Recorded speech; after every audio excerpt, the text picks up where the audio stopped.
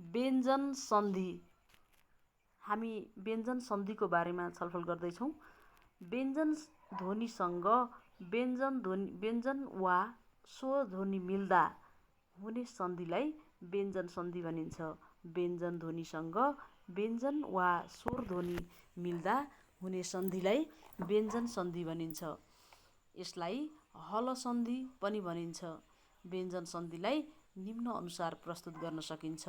1 नम्बरमा अघोष अथवा अघोष अल्पप्राण प्लस घोष अल्पप्राण बराबर चाहिँ घोष अल्पप्राण नै हुन्छ। जस्तै दिक प्लस अम्बर बराबर दिगम्बर। यो क चाहिँ के हो त? क अघोष पनि हो र अल्पप्राण पनि हो। अनि क र यो अम्बरमा चाहिँ के छ त? घोष अल्पप्राण। अमा चाहिँ घोष अल्पप्राण आएको छ र यो दुईटा आउँदाखेरि चाहिँ के भएको छ त? दिगम्बर भनेर बनेको छ। घोष नै बनेको छ। गमा चाहिँ ग भनेको के हो त? घोष हो र ग यता चाहिँ प्राणत्वको आधारमा अल्पप्राण हो। यसरी दिक प्लस अम्बर बराबर दिगम्बर, उत प्लस गम बराबर उद्गम, सट प्लस दर्शन बराबर षट दर्शन आदि यसका उदाहरण हुन्। त्यस्तै दोस्रो नम्बरमा छ अघोष अल्पप्राण प्लस नासिक्य बराबर नासिक्य नै हुन्छ। जस्तै उत प्लस नति बराबर उन्नति, जगत प्लस नाथ बराबर जगन्नाथ, वाक प्लस मय बराबर वाङ्मय। 3मा चाहिँ यति आदि चाहिँ के हुन् त? यसको उदाहरण हुन्। त्यस्तै गरी अर्को तेस्रो नम्बरमा म प्लस स्पर्शी व्यञ्जन बराबर नासिक्य हुन्छ। म प्लस स्पर्शी व्यञ्जन बराबर नासिक्य हुन्छ। जस्तै सम प्लस कल्प बराबर सङ्कल्प, सम प्लस तान बराबर सन्तान, सम प्लस चय बराबर सञ्चय, सम प्लस देश बराबर सन्देश। है, यिनीहरू पनि के हुन् त? व्यञ्जन सन्धिका उदाहरण हुन्। त्यस्तै गरेर मसँग कर्म स ए र ल ओ ह मिल्दाखेरि अनुस्वर आउने गर्छ। जस्तै सम प्लस रचना बराबर संरचना, सम प्लस वाद बराबर संवाद, सम प्लस लग्न बराबर संलग्न आदि चाहिँ यसका उदाहरण हुन्। त्यस्तै गरी त प्लस च अथवा ल मिल्यो भने चाहिँ आधा च र पुरा च अनि च अथवा ल यसरी हुने गर्छ। जस्तै उत प्लस चारण बराबर उच्चारण, उत प्लस लेख बराबर उल्लेख, अनि उत प्लस लङ्घन बराबर उल्लङ्घन, अनि उत प्लस लास बराबर उल्लास आदि चाहिँ व्यञ्जन सन्धिका उदाहरण हुन्। हामीले यो नियम याद नगरे पनि उदाहरणबाट पनि यसलाई हामी पुष्टि गर्न सक्छौँ। उदाहरणहरू जान्दा पनि राम्रो हुन्छ। दिगम्बर, षडदर्शन, उद्गम, उन्नति, जगन्नाथ, होइन, सङ्कल्प, सन्तान, सञ्चय, सन्देश, अनि संवाद, संलग्न, त्यस्तै उच्चारण, उल्लेख, उल्लङ्घन, उल्लास आदि जस्ता उदाहरणहरू मात्रै जान्दा पनि धेरै राम्रो हुन्छ है। र त्यसपछि हामी विसर्ग सन्धिको बारेमा पढ्छौँ। विसर्ग भनेको दुईटा थोप्ला हो। विसर्ग भनेको दुईटा थोप्ला हो। विसर्गसँग स्वर र व्यञ्जन ध्वनि मिल्दा हुने सन्धिलाई चाहिँ विसर्ग सन्धि भनिन्छ। विसर्ग सन्धिमा चाहिँ विसर्गको ठाउँमा क्रमशः स, स, होइन, क्रमशः र आउँछ। त्यसपछि स, स, स र ओ जस्ता ध्वनिहरू आउने गर्छन्। जस्तै र आउने ध्वनिहरू हेरौँ है त। दु प्लस आशा बराबर दुराशा। यसमा विसर्गको ठाउँमा र आएको छ। पुनः प्लस जन्म बराबर पुनर्जन्म। यहाँ पनि विसर्गको ठाउँमा र आएको छ। नि प्लस जल बराबर निर्जल। यहाँ पनि विसर्गको ठाउँमा र आएको छ। दु प्लस भाग्य बराबर दुर्भाग्य। होइन, दुर्भाग्य। यहाँ पनि दु पछिको विसर्गको ठाउँमा र आएको छ। त्यस्तै गरी अर्को विसर्गको ठाउँमा स आउने हेरौँ है त। विसर्गको ठाउँमा स आउँछ। जस्तै नि प्लस चल बराबर निश्चल, नि प्लस छल बराबर निश्चल, नि प्लस चय बराबर निश्चय आदि यसका उदाहरण हुन्। त्यस्तै गरी अनि अर्कोवाला स, होइन, स आउँछ विसर्गको ठाउँमा।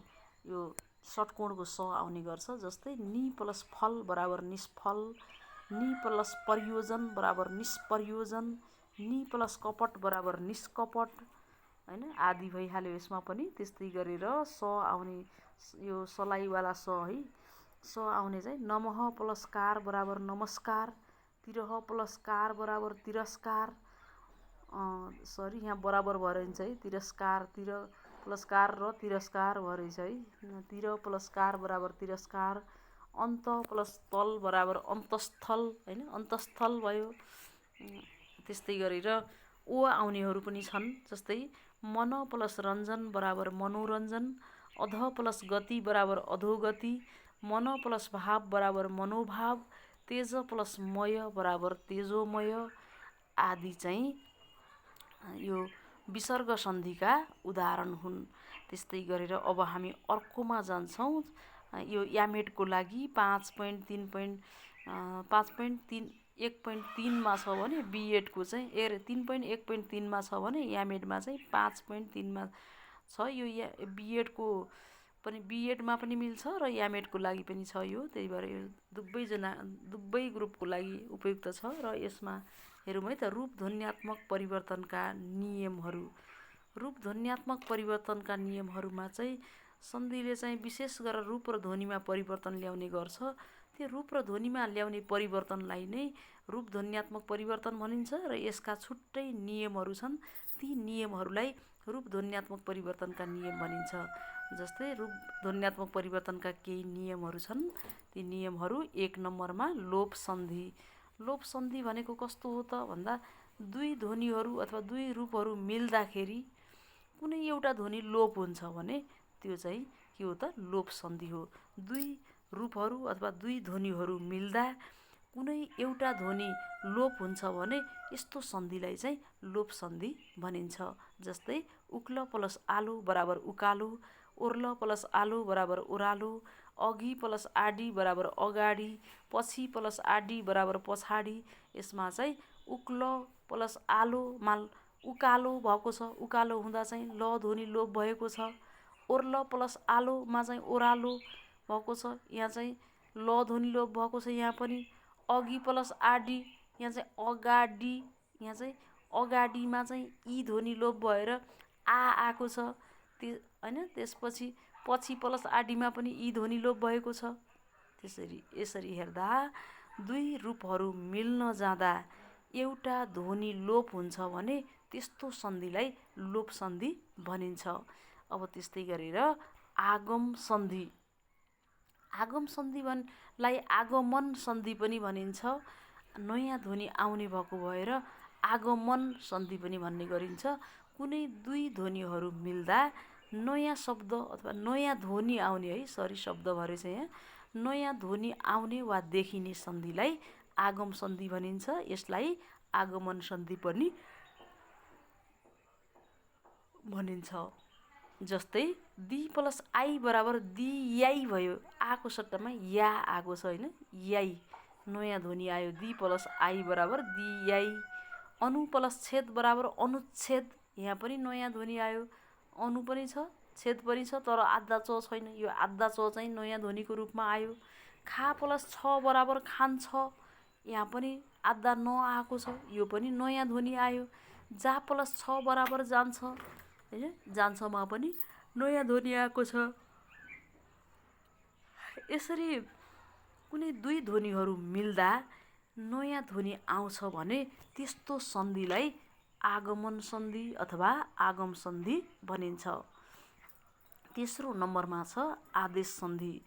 दुई ध्वनिहरू मिल्दा एउटा ध्वनिको सट्टामा अर्को ध्वनि आउने प्रक्रियालाई आदेश सन्धि भनिन्छ। दुई ध्वनिहरू मिल्दा एउटा ध्वनिको सट्टामा अर्को ध्वनि आउने प्रक्रियालाई आदेश सन्धि भनिन्छ। जस्तै कस प्लस ले बराबर कल्ले, त्यस प्लस ले बराबर तेल्ले, यस प्लस ले बराबर यल्ले, दी प्लस उ बराबर दे उ, उठ प्लस ता बराबर उठ्दा, बस प्लस ता बराबर बस्दा, हिँड प्लस ता बराबर हिँड्दा आदि यसका उदाहरण हुन्। दुई ध्वनिहरू मिल्दा एउटा ध्वनिको सट्टामा अर्को ध्वनि आउँछ भने त्यस्तो सन्धिलाई आदेश सन्धि भनिन्छ। त्यस्तै गरेर अर्को छ सन्निकर्ष सन्धि।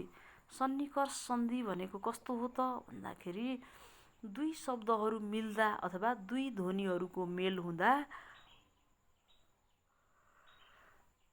कुनै पनि परिवर्तन नहुने सन्धिलाई सन्निकर्ष सन्धि भनिन्छ।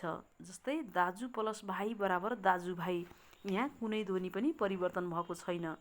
खा प्लस एको खाएको, पढ प्लस एको पढेको, होइन, बुवा प्लस आमा बुवा आमा, दाजु प्लस भाइ दाजुभाइ, दिदी प्लस बहिनी दिदी बहिनी, यिनीहरूमा चाहिँ के भएको छ त दुई ध्वनिहरू मिल्दा कुनै पनि परिवर्तन आएको छैन, कुनै पनि ध्वनिहरूमा फेरबदल आएको छैन। यस्तो सन्धिलाई चाहिँ सन्निकर्ष सन्धि भनिन्छ। त्यस्तै गरी विपर्यास सन्धि। विपर्यास भनेको अगाडिको पछाडि अथवा उल्टो पाल्टो हुने प्रक्रिया हो। एउटा वर्णले आफ्नो ठाउँ छोडेर अर्को ठाउँमा गएर प्रयोग हुनुलाई विपर्यास भनिन्छ। एउटा वर्णले आफ्नो ठाउँ छोडेर अर्को ठाउँमा गएर प्रयोग हुनुलाई विपर्यास भनिन्छ। यसलाई क्रम परिवर्तन पनि भनिन्छ। यो मुक्त परिवर्तनसँग मिल्दोजुल्दो छ। जस्तै अतिथि अतिथि, बिमारी बिरामी, दोस्रो दोर्सो, नाडी नारी, घडी घडी आदि चाहिँ यसका उदाहरण हुन्। यसरी हामी रूप विज्ञानको अन्तिम चरणमा छौँ। यति भएपछि हाम्रो रूप विज्ञान सकिन्छ। हवस् त, धन्यवाद।